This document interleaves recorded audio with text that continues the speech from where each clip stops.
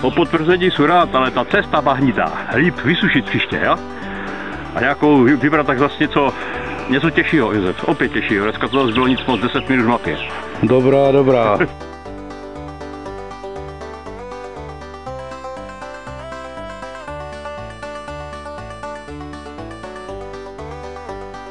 No to je krásný nový lepidlo, no jejda. Lepí jedna váseň. Ještě že tak, že mě nepomlouváte.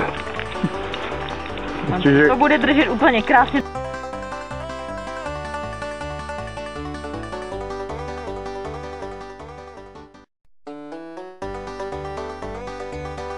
Už. Katine, příště maskuj líp a ne známý cesty, já? To už říká jedno. Já vím, ale nelepšíš to. Přijdete příště? Určitě.